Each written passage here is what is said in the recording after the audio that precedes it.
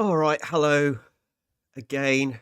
I just gotta flick through a few things. So today I'm going to talk about go back into the BMC accident and near miss reports. This time we're going to focus on sport climbing. I've not done any presentation. There was a lot less kind of information. I might do one eventually, but there were 82 incidents that were logged between, let's go back. I can't see. Let's go into this one, Bosch. Between 2025 and 2009, of which 9 was, serious accidents, 20 minor accidents, and 53 near misses. I would say the major trends were rethreading problems, often associated with novice, belaying, again, belay errors, often associated with novices not being able to actually belay, and some communication issues, along with rockfall. And in particular, I'm going to suggest that they're on poor quality rock. Now, going through, you could, click on them, and I could go to UKC and I could see what the route was, see pictures of the crag if I hadn't been there. But when I looked through them like that, 33 of the incidents were possibly linked to poor quality rock because a rockfall occurred on the route, which is 40% of the accidents. To put it into more perspective, there were 2 particular crags where rockfall was a major incident there. One was Blacknor and one was Horseshoe Quarry. Between them, they represented 20% of the accidents reported into the BMC database. And what's really interesting with this is that the BMC that own Horseshoe Quarry in 2017, I think they probably looked at these stats and realized there was a lot of stuff going on in Horseshoe Quarry, and they actually debolted a lot of what would be considered the worst routes. But actually, because of the nature of the rock there, from what I remember, it's kind of broken-esque limestone, and that is a bit of an issue. The reason Blacknor, I think, has got issues is the very top of the crag is quite loose, and things can fall off as well as flakes come off. But then anecdotally, I can remember seeing stuff in like the North Wales limestone, where recently bolted routes have had bolts fail. Not like the bolt fail, the block that the bolt was in has been on the floor.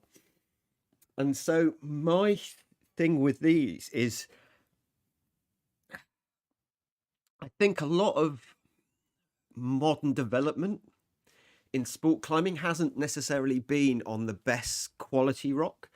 I think in terms of, sorting the wheat from the chaff, I think the wheat has been, pretty well developed. And now we're on this chaff and, the rock isn't as good quality. The fact that you can bolt it doesn't necessarily mean you should. And so, yeah, I definitely feel that there is a, should we be asking the question of, is that crag worth developing? Lots of people will say no, it's up to the individual to make an assessment. It's hard to say. In terms of the other major trends, so the rethreading, the novice belay, and the communication. Rethreading, belay for a lower off is often you're on your own. You haven't got anybody to kind of like double check what you're doing, and most of them are near misses where, I'm cold. The weather's changed here. I probably need to light a fire. That's why I'm shivering. Yeah, people rethread, and often they get to a point and they self-recognize they've done something wrong and have often in the process gone through it, and actually as they were weighting the rope they realized they've clipped into the wrong thing. Or and so I know that there's a lot of novice crags now that have lower rofts at the bottom so people can practice. A lot of instructors take boards to the crags with them with 2 bolts in so people can practice. And again, just it's a skill that you need to practice and be aware that you're on your own. Other issues, and that this links in with the communication, is people saying safe when sport climbing. There are quite a lot of instances where either it's not been said, or people have actually climbed all day and it's at the last route of the day when you've kind of let your guard down, but people get taken off belay when they're rethreading a lower off, and technically you shouldn't have to take somebody off belay. You just pay a little bit of slack out. So quite a lot there is like when you're sport climbing is don't say safe, because when people say safe to me in a trad climbing background, that means they're safe. I can take them off belay. But what that actually meant is that they either want to be taken or they want slack. So, or when people are like working hard sport routes, often they say if you've gone in hard to a bolt so you can stick clip the next, you just say in hard, and the belay won't take you off belay, but they can pay out slack ready for you to try and stick clip the next bolt. So often there's a communication error has led to some near misses. One of the near misses was one that I was witness to. I heard a big scream, and it was somebody had messed up rethreading. The last bolt was 4 meters below them, and they've just gone the length of the crag and stopped just by the floor. And we did first aid because we thought they might be seriously injured. They ended up in hospital, full CT scan, walked away because they were stopped just below the floor, but we didn't know that. So you're best to err on the side of caution.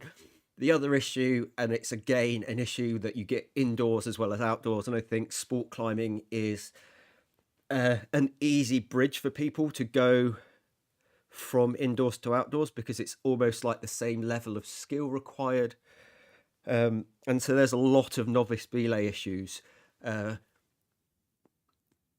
Some with tube devices, so if they've messed up, they've effectively dropped somebody, and some with brake, like assisted belaying device. This is like the Gree, where they've misused it. They've yarded on the handle and forgot about the dead rope. Again, these are just basic things that we should be able to identify. And one of the key lessons, I think, from when you look at accidents indoors and outdoors with belay errors, is it's never usually the novice that gets injured. It's always the more experienced person that's expecting them to belay. So you just need to be really careful. If you're out with novices, it's best to have maybe 2 experienced people, and you get you need to focus as much on their belaying as their climbing. And so it's almost like that's what you need is belaying. So just watch yourself when rethreading, watch novice belayers, be aware of communication, and think twice about going to venues. A surprising amount of the people that responded that mentioned a broken hold, falling rock, was at crags that they knew were loose, or to a certain extent had a reputation for rockfall. So be safe out there. I think I think there's some scrambling ones I might do, I might not. I'm more interested in the climbing ones. There's also not that many. I think there's maybe only 20 scrambling ones, so I might actually go through them live. The other one was one of my viewers He's a dedicated. He has nothing better to do. He's run out of needles to stick in his eyes, and he's actually an old client of mine. And he literally asked, he's like, one of the questions I want to know is what makes a good trad climber? And one of I basically was just like, that's a really good question. I don't know. I can look and I could guess, but actually, it's the sort of thing that maybe it's worth researching. So I will. I'm going to think about this. And one of the things I thought about was, you can look at people's, uh, you know, what people have climbed, and specifically, we were talking about on-site trad climbing. Like my friend, he climbs 7B, but he hasn't actually I don't think he's on sighted at E5. You can get like most E4s, but for some reason, E5s are still beyond him. And so, yeah, I wondered whether there is a difference, whether people that are on site in that grade focus their training on certain things, and actually what skills, obviously climbing's made up of loads of different skills: technical, tactical, physical, psychological, and which ones are important to people climbing E5, and which ones do they take for granted.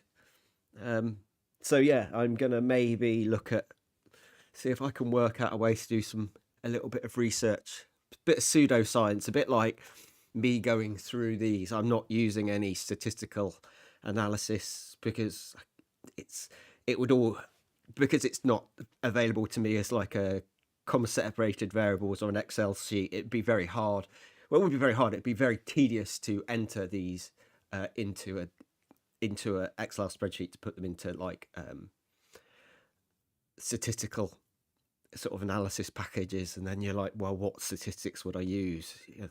Yeah, I did this at big school over 10 years ago now, and it's all a little bit distance to me, but I kind of figure there is potential to do some kind of, again, a bit like this, looking for trends to see whether people that aren't climbing E5 focus on different things to people that are. Anyway, we shall see how that goes. But like I say, I think one of the questions we probably need to answer as climbers is, are we bolting shit rock for our egos to say that we've done this new route or we've developed this new crag? Yeah, it's just a thought. It's just a thought. Anyway, that's me. A very short one from me this time. Only a matter of less than 15 minutes. That's a minor rant for me. So I would just go say goodbye on Facebook, toodaloo, and on